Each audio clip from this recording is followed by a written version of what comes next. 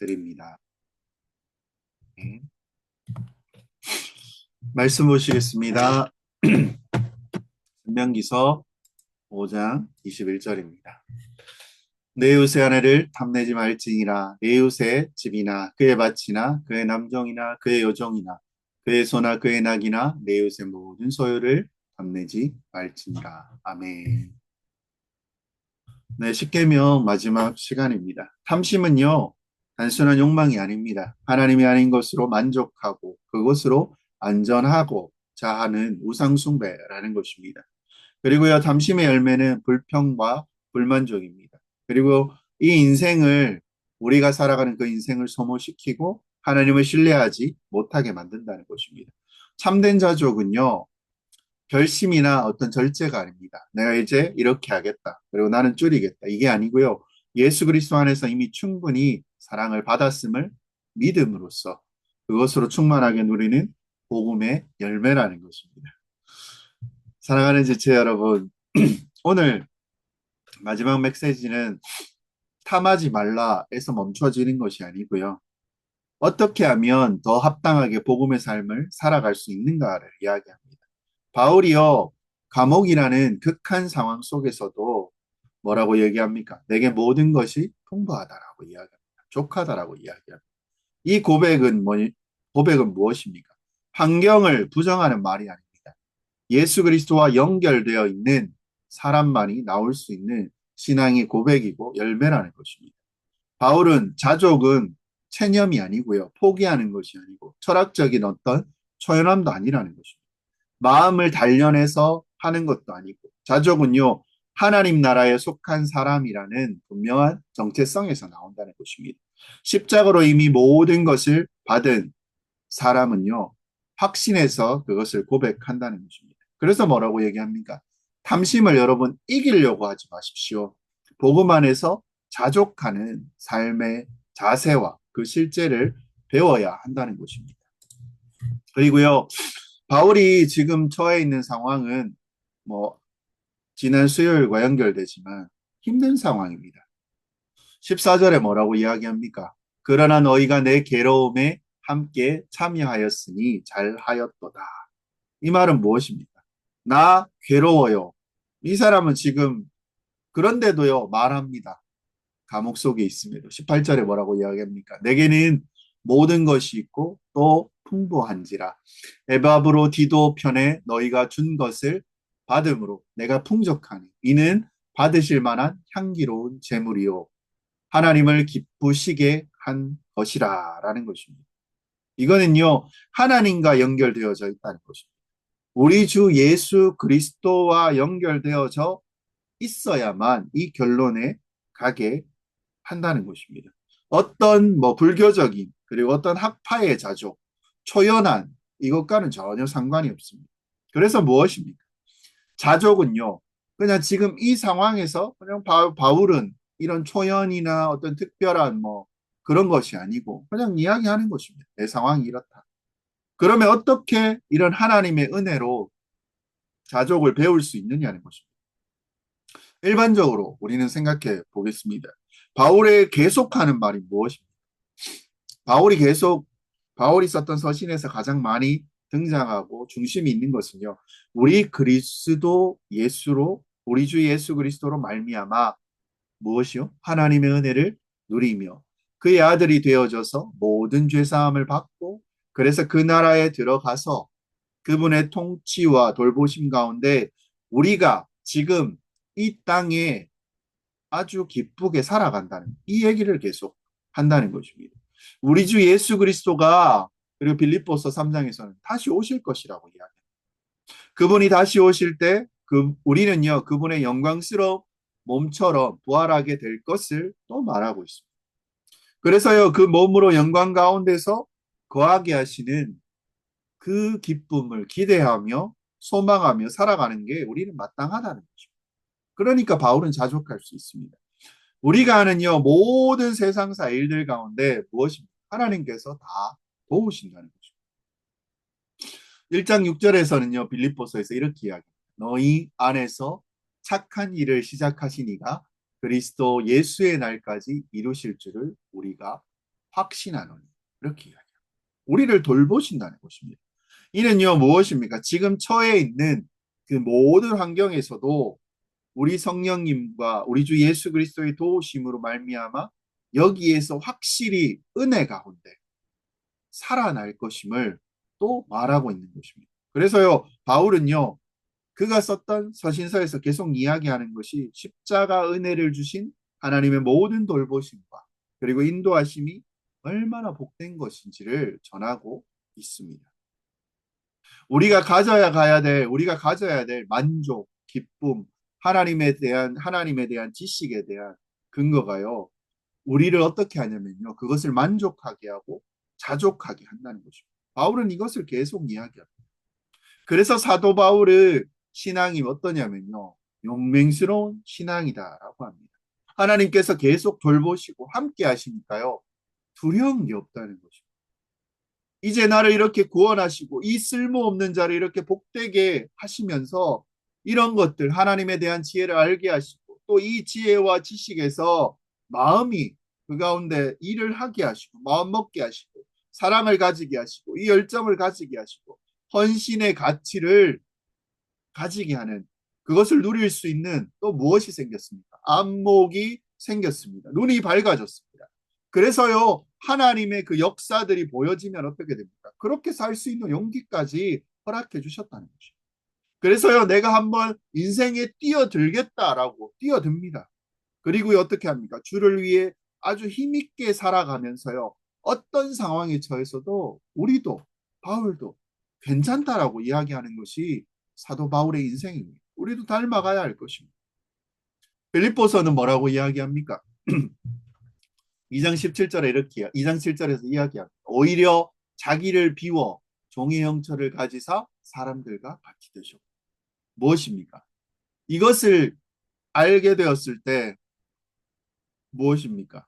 2장 17절에는 이런 얘기가 있습니다. 나를 전제로 드릴지니라. 이게 뭐냐면요. 내가 죽더라도 기뻐한다는 것입니다. 인생 이러면 뭐 안 괜찮을 게 어디 있겠습니까? 왜 그렇습니까? 하나님을 알고 예수님을 알고 그분이 주시는 은혜를 우리가 알기 때문에 가능하다는 것입니다. 그래서 여기서 말하는 자족을 얘기하는 것이 얼마나 사도 바울에게는요. 얼마나 확실한 근거 가운데서 자족을 이야기하냐는 겁니다. 그런데요. 이렇게 말고 그 주변을 보면 어떻습니까? 사도 바울이요. 모든 빌립보 성도들에게 권면을 한 다음에 4장 4절에 이렇게 이야기해요. 주 안에서 항상 기뻐하라. 내가 말하노니 기뻐하라. 정말 보석 같은 빛나는 권면입니다. 신앙의 원리와 성화의 원리가 나오는데요. 간단합니다. 무엇입니까? 주 안에서 항상 기뻐하라. 내가 다시 말하노니 기뻐하라. 그 다음에서는요, 알아야 되는데 주 안에서 항상 기뻐하라, 기뻐하라. 그냥 기뻐하는 게 아니에요. 기뻐할 수밖에 없는 기쁨입니다. 지금까지 주님 주신 은혜를 생각할 때 내가 정말 기뻐할 수밖에 없어요. 주 밖이 아니고요. 주 밖에서는 그렇게 기뻐할 수 없습니다. 주 안에서 기뻐하라는 것입니다. 이 말 하나로 다 설명이 됩니다. 주 안에 있는 그것이 얼마나 기쁜지 너희들이 고백하고 소리치고 하라는 것입니다. 기뻐할 수밖에 없는 것입니다. 길게 얘기했던 게 뭐면요. 다 설명이 됩니다. 무엇입니까? 주 안에서 이 기쁨 때문에 관용할 수 있고 내 것을 베풀 수 있는 자가 되었다는 것입니다. 그렇게 보면요. 남 신경 안 쓰고 베풀 줄 모르는 사람을 보면요. 기쁨이 없습니다. 아, 그렇구나. 저게 기쁨이구나 하고 어떻습니까? 자기 문제로 염려합니다. 나는 뭐 이런 거, 나는 이게 없으면 나는 이게 원망스럽고 뭐 이런 거 얘기를 합니다. 근데요, 그렇게 하는 사람들이요, 당연히 다른 사람을 돌볼 수 없습니다. 모양과 흉내는 낼 수 있을지라도 안 된다는 것입니다. 그러면 항상 기뻐하라 라는 관용구를요, 모든 사람에게 알게 해야 된다는 것입니다. 그럼 이게 어떻게 해야 되는 것입니까? 이 모든 은혜를 베풀어 주신 걸로 우리는 기뻐할 수 있는데, 그런데 우리 인생이 어떻게 기뻐할 수 있냐는 거예요. 우리 인생을 살펴보면. 어려운 문제 당연히 발생합니다. 어려운 일이 생깁니다. 6절에 뭐라고 얘기합니까? 어려운 문제 당연히 생기잖아요. 주 안에서 기뻐하는데 6절에 뭐라고 이야기합니까? 아무것도 염려하지 말고 다만 모든 일에 기도와 간구로 너희 구할 것을 감사함으로 하나님께 아뢰라. 아멘. 염려할 거리가 있으면요, 그때 기도하라는 거죠. 염려할 거리가 없으면 또 그때 기도하라는 것입니다. 염려하지 마라. 우리가 예수를 믿으면 염려할 거리가 없다는 게 아닙니다. 믿으면 염려할 게 없지 않잖아요. 예수를 믿으면요, 우리가 무엇입니까? 기도할 수 있다라는 것입니다. 우리가 염려가 있을 때 기도할 수 있다라는 걸 얘기합니다. 그럼 뭔 말입니까? 기도를 하면 벗어납니다. 저도 자주 염려합니다. 저도 모르게 그래가 되겠나? 안 될 것 같은데. 근데요, 왜 기분이 이렇고 마음이 불안한 것입니까? 이렇게 생각하다 보면 어떻습니까? 저도 모르게, 나도 모르게 내 마음에 염려를 하고 있다는 거죠. 인식을 안 한다라고 생각하는데요. 저거 생각 안 해야지 하면 할수록 또 인식하게 됩니다. 둘 중에 하나로 우리는 가야 될 것입니다. 계속 염려하면서 힘들 건지 아니면 그것을 두고 기도할 건지. 그러면 어떻게 갑니까? 결론은 딱 멈추고 기도합니다. 염려에서 벗어나고 싶습니다. 그걸 내가 갖고 있으니까 염려하는 것이죠. 그러니까 어떻게 합니까? 하나님께 아뢰고 우리 주 예수 그리스도께 아뢰는 것입니다. 주님이 뭐라고 말씀하셨습니까? 수고하고 무거운 짐진 자들아 다 내게로 오라라고 하셨습니다. 그리고요, 그냥 우리는 그 짐 들고 주님께 가면 됩니다. 기도합니다. 그리고 기도합니다. 6절에 뭐라고 이야기합니까? 모든 일에 기도하라는 것입니다.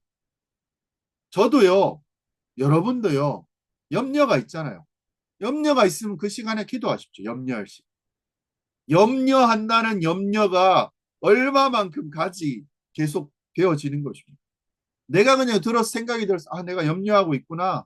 아는 때까지만 염려하시면 됩니다. 그것이 인지가 되어지면, 이해가 되어지면 염려를 오래 하지 말고 나 염려하네? 그리고 그때까지만 염려하십시오. 그리고 그 다음에 뭐 어떻게 해야 됩니까? 내가 염려하고 있구나. 주여, 기도합니다. 염려할 때 주님께 기도하자. 그리고 그것을 감사로 주께 아뢰라. 이게 얼마나 멋진 것입니까?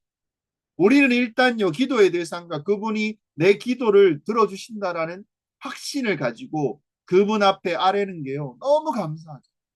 그분이 나보다 더 내 문제에 관심을 갖고 계신다. 왜 그렇습니까? 왜 관심이 있어요? 자기 아들까지 내어주신 분입니다. 우리는 그 사랑을 확신한다고 했습니다.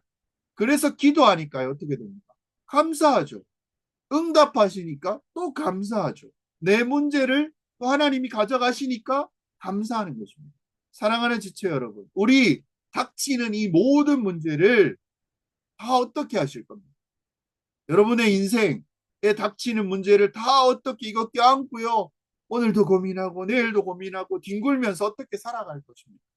아무도요, 누가 도와줄 사람이 없다는 것입니다. 내가 결국 문제를 해결해야 한다면 이 고단한 인생을 어떻게 여러분 살아갈 것입니까?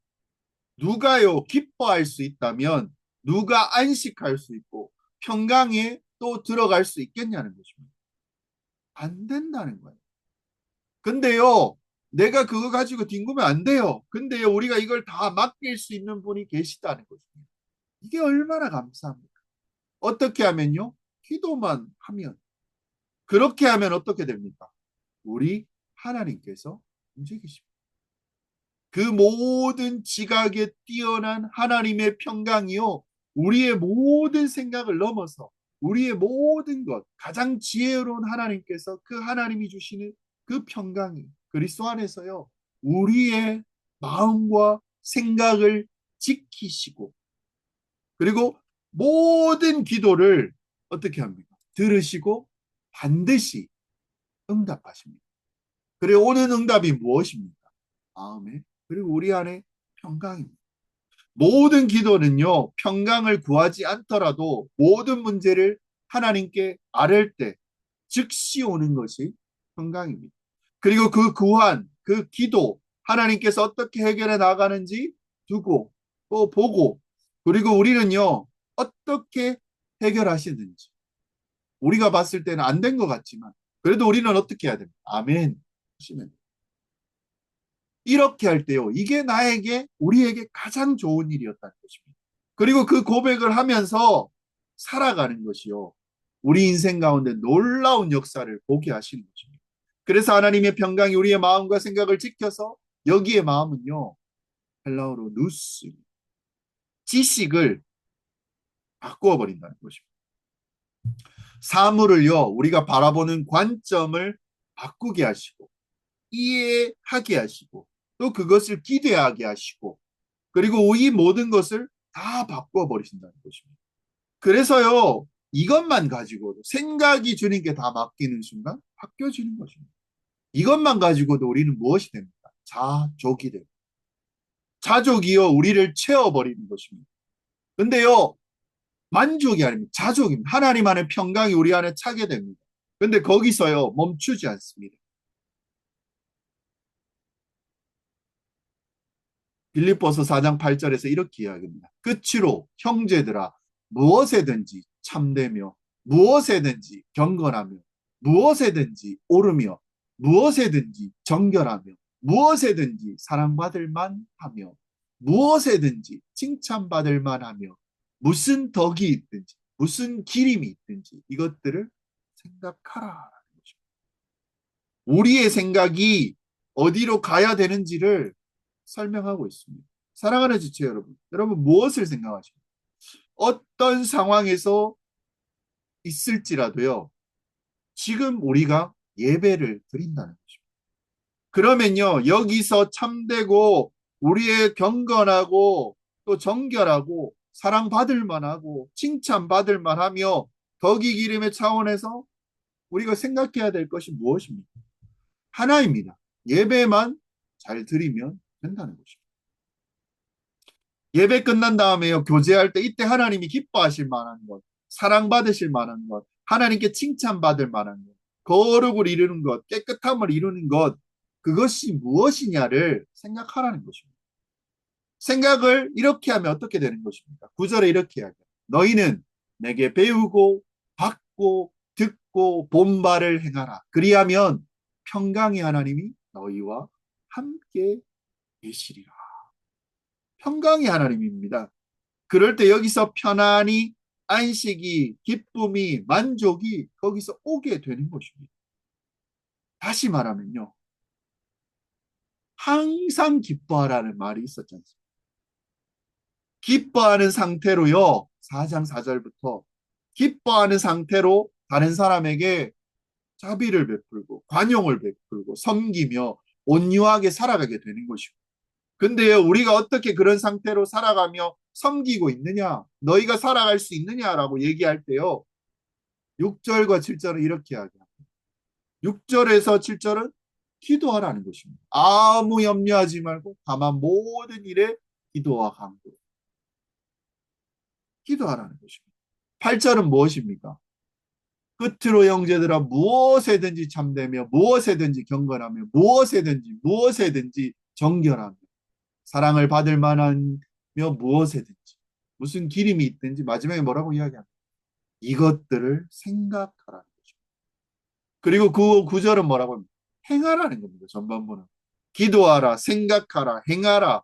염려가 있든지 어떤 일이 있든지 무엇입니까? 결론은 기도하라는 것입니다. 그리고 우리 일상 속에서 가장 좋은 것만 생각하라는 것입니다. 내게 어떤 일을 할 때 가장 좋은 게 무엇입니까? 이 상황에 가장 정결한 게 무엇입니까? 이 상황이 가장 기쁠 만한 게 무엇입니까? 이 상황에서, 이 조건에서 여기서 경건한 게 무엇인지 생각하라는 것입니다. 그리고 행하는 것. 이 세 가지, 우리의 신앙생활이요, 아주 중요한, 신앙생활에서 정말 중요한 태도이고 마음가짐입니다.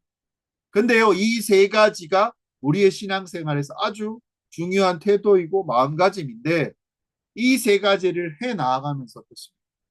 그렇게 살아가는 사람들이 뭐가 있냐면요.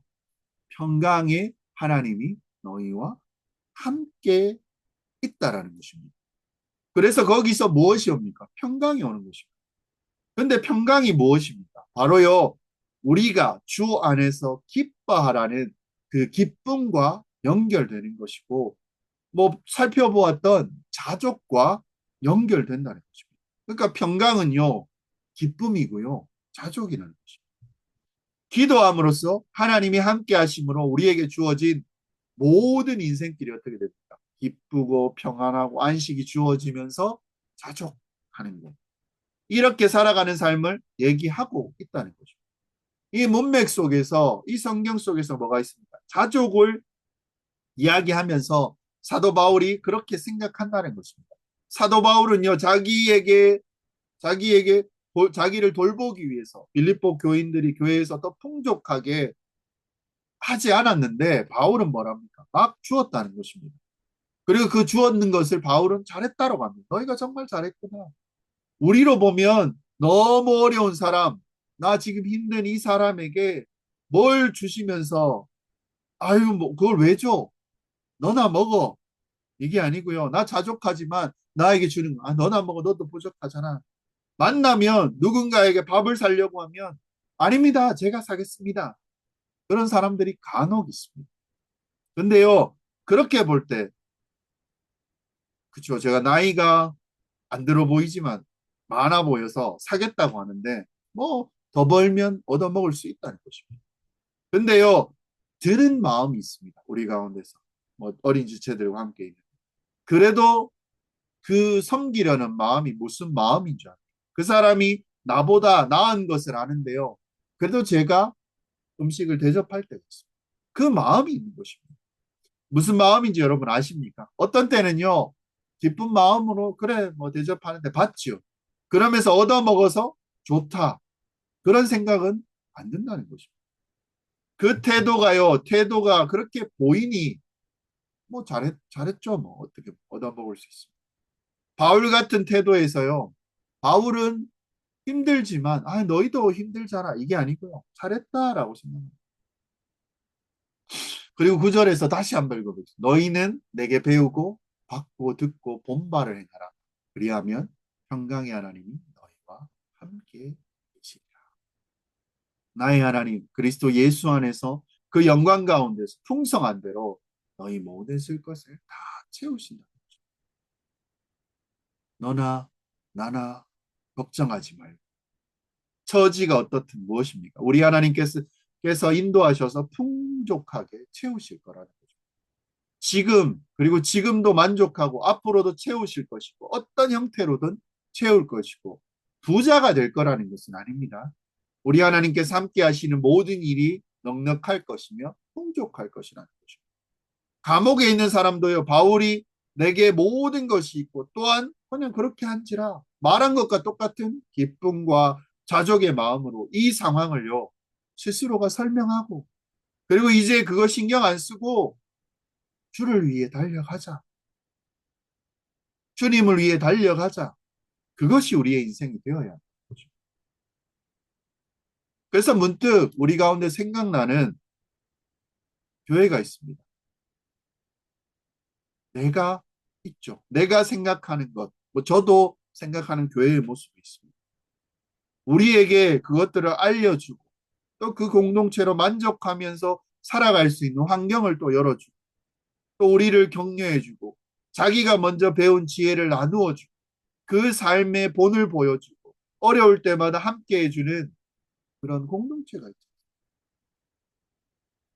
그래서요 우리 가운데 그 구원에서 풍족한 삶이 무엇인지 우리 주 예수 그리스도 안에서 어떻습니까? 내게 능력 주시는 자 안에서 만족하면서 살아가는 것이 무엇인지 우리 주 예수 그리스도 안에서 내 능력을 주시는 자 안에서 어떻게 만족하며 살아가는 것이 무엇인지를 더 많이 알게 되어가는 것입니다. 그렇게 또 생각하게 되는 것입니다. 저는요, 10번째 계명 마무리되는 시간입니다. 탐심을 가지지 말라. 내 이웃의 것을 탐하지 말라. 이 계명은요, 어떻습니까? 이것 자체로 싸웠기 때문에 이제는 우리 하나님, 우리 주 예수 그리스도로 말미암아 만족하며 살아가게 될 때에 이 모든 것을 이겨내게 될 것인데, 우리 모두가 다 어떤 상황에서든지 우리 주 예수 그리스도를 바라보고 그분으로 말미암아 즐거워하고 그분으로 말미암아 기뻐하고 그 평강, 그리고 그 평강으로 말미암아 우리 모두가 온전하게 되어지는 존재로 하나님을 섬기는 여러분이 되시기를 내 이름으로 소망합니다. 오늘 내용에 대해서 적용을 해보면 이렇습니다. 가족은 상황이 아닙니다. 어떤 연결에서 나옵니다. 어디요? 우리 주 예수 그리스도와 연결되었기 때문에 바울은 자족한다. 환경이 바뀌면요, 기쁨이 생기는 것이 아니라 주님과 관계가 분명할 때 환경을 다르게 해석하는 것입니다. 그래서 자족은요, 괜찮아질 때까지 내가 참자가 아니고요, 이미 주 안에 있기 때문에 나는 괜찮다라는 고백이 되는 것입니다. 그리고 자족의 삶은 기도에서 시작되어집니다. 아무것도 염려하지 말고 모든 일을 기도와 간구로 하나님께 아뢰라라고 했습니다. 염려가 없어서 기도하는 것이 아니고요, 염려가 있기 때문에 기도하는 것이 복음의 삶입니다. 기도는요, 첫 번째 응답은 문제 해결이 아닙니다. 기도할 때 첫 번째 응답은 평강입니다. 하나님의 평강이 우리 마음과 생각을 지킬 때 탐심은 힘을 잃고 자족의 자리가 그 가운데 열려진다는 것입니다. 자족은요, 생각의 방향을 바꾸는 데서 자라간다. 무엇이 참되며 경건하며 옳으며 정결하며 이것들을 생각하라는 것입니다. 자족은요, 생각 없이 그냥 생겨지면 나 그냥 이 정도로 만족해, 이것이 아니고요, 무엇을 반복해서 생각하느냐가 우리의 그 자족의 삶을 결정합니다. 복음 위에 선 사람은요, 상황보다 하나님을 먼저 생각합니다. 문제보다 하나님의 약속을 떠올린다는 것입니다. 자족은 결국 행함으로 이어집니다. 기도하고 생각하고 그리고 행하는 삶입니다. 바울은 이것이 분리되지 않는다고 말합니다. 이렇게 살아갈 때 평강의 하나님이 너희와 함께 계시리라 라고 선언합니다. 자족은 마음속의 감정이 아니고요, 안용을 베풀고 기쁨으로 섬기고 어려움 속에서도 주를 위해 살아가는 삶의 태도로 드러나게 됩니다. 그리고 교회는 자족을 배우는 공동체라는 거죠. 바울은 혼자가 아니라 함께한 공동체를 통해서 자족을 배워갑니다. 서로를 격려하고 서로 나누고 서로 본이 되는 공동체. 하나님 나라와 십자가 복음 위에 세워진 교회는요, 세상처럼 가져가라 아니고 그리스도로 충분하다를 함께 배워가는 공동체라는 것입니다. 그래서 여기서 말하는 것이 무엇입니까? 십계명이 우리에게 지킬 수 없는 무거운 짐을 얹지는 않습니다. 뭐라고 얘기합니까? 하나님, 네 아들 예수 그리스도 안에서 이미 너희에게 필요한 모든 것을 주었다라고 말씀하십니다. 십자가는 우리의 탐심을 정죄하는 자리이고요, 동시에 자족의 그 새 삶을 여는 자리입니다.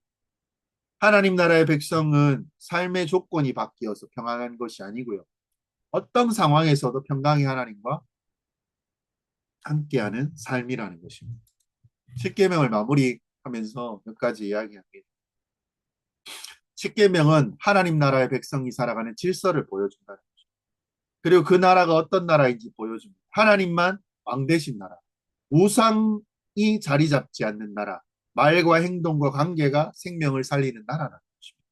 마음의 깊은 자리까지 하나님 앞에 열려있는 나라, 십계명은요, 이 나라의 백성이 어떻게 살아가는지를 보여주지만 동시에 묻는 것이 있습니다. 너는 이 나라에 들어갈 자격이 있느냐? 두 번째 무엇입니까? 십계명은요, 우리 인간의 무능을 가장 정직하게 보여줍니다.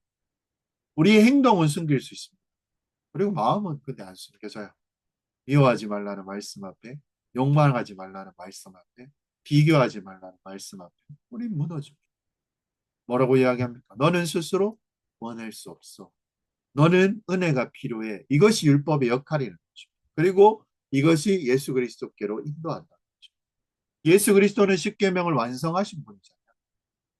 폐하러 오신 것이 아니라 완성하러 오셨고, 하나님만 사랑하시고 우상을 거절하셨고, 하나님의 이름을 거룩하게 하셨고 우리 가운데 참된 안식을 주셨고 이웃을 자기 몸처럼 사랑하셨고 마음의 죄까지 없이 사하셨다는 거죠.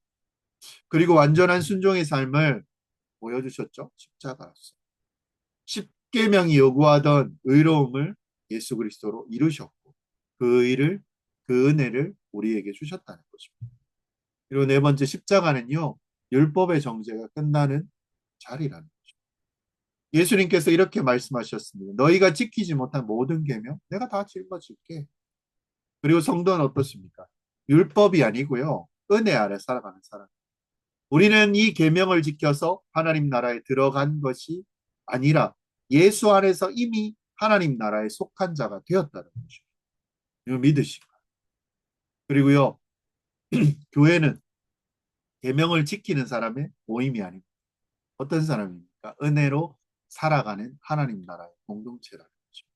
하나님 나라 십자가 복음 위에 세워진 교회는요. 완벽한 사람의 모임이 아닙니다. 교회는 죄를 숨기는 공동체가 아닙니다. 죄를 고백할 수 있는 공동체입니다. 정죄가 아니고요. 회복이 있는 공동체입니다. 비교가 아니고요. 은혜가 흘러 넘치는 공동체. 교회는요. 세상이 이렇게 증거하고 있습니다. 저 기준으로 아무도 살 수 없다. 이 기준으로는 이 십계명의 기준으로는 아무도 살 수 없다. 근데 뭐라고 이야기합니다.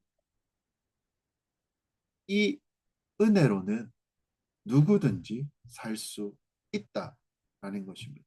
우리는 그렇게 살아갑니다. 성도는요, 계명을 무시하지 않습니다. 근데요, 계명에 매여 있지도 않습니다. 이미 구원받았기 때문에 순종한다는 거죠. 계명은 우리를 살리는 울타리가 되었고, 복음은요, 우리를 자유롭게 하는 능력이 되었다는 거죠. 마지막으로 마무리하면 그렇습니다. 십계명은 우리가 붙드는 고백이 이것입니다. 율법은 나를 살릴 수 없지만 예수 그리스도는 나를 살리셨다. 이 고백 위에 하나님 나라가 세워지고 그 고백 위에 또 교회가 세워진다는 거죠. 그리고 그 고백 위에 우리의 삶이 다시 시작되어지는 것입니다. 최종 마무리하면 이렇습니다. 우리는 십계명을 한 6개월 이상 이렇게 나아왔습니다. 근데요, 우리가 고백할 수 있는 것이 무엇입니까? 십계명은 잘 살아보라라는 그런 순서가 아니고요. 우리가 누가 우리를 살릴 수 있는가를 계속 물어보는 말씀입니다. 계명 하나하나를요 살펴보게 될 때 우리는 점점 분명히 더 깨닫게 되는 것이 있을 것입니다. 이 말씀을 지켜서 의로워질 수 있는 사람은 없다. 이 기준 앞에 완전한 사람은 아무도 없다.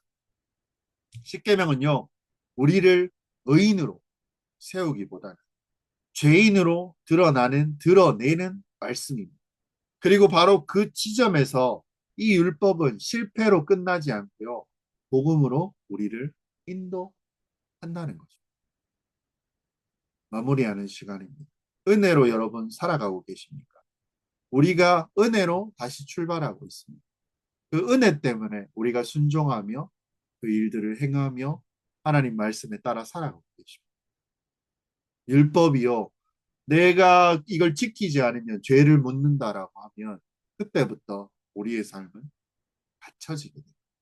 자유하는 사람은요, 이 은혜 때문에 내가 이 일을 행하며 기뻐하며 즐거워한다는 거죠. 이 은혜로 살아가는 여러분 되시기를 주의 이름으로 소망하고 기대하고 확신하며 주 앞에 나아가 이렇게 살아가는 여러분 되시기를 주의 이름으로 축원드립니다. 기도 제목 몇 가지 나누겠습니다. 계명 앞에서 무너진 우리의 죄를 정죄하지 않으시고 십자가에 부르신 하나님 감사합니다. 율법이 아닌 은혜로 살아가게 하시고 은혜가 순종으로 열매 맺게 하여 주시옵소서. 우리 교회가요 하나님 나라의 기준을 삶으로 드러내는 복음의 공동체가 됩니다. 예수 그리스도만 자랑하는 교회, 십자가만 붙드는 교회가 되게 해달라고.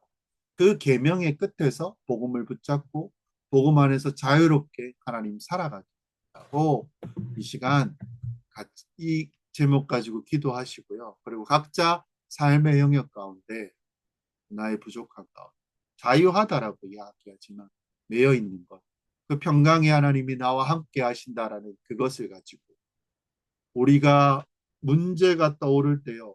그것을 그때 멈추어서 염려가 떠오를 때 기도하고 그 기도로 평강이 가장 먼저 된 것을 하나님 누리는 자, 연약한 자, 그리고 마음이 힘든 자, 어려운 자들 하나님 붙드셔서 그의 인생과 그의 삶을 주 안에서 더 분명하게 이끌어 가시고 인도하시고 함께 동행하여 달라고 그리고 그 한 주 동안 살아가는 가운데 명절입니다. 이 가운데서 하나님 흔들리지 않게 하시고 시험 들지 않게 하시고 평강으로 그 자리에 멈추어서 기도하는 자들 되게 해달라고 이 시간 같이 기도하며 나아가겠습니다. 기도하시기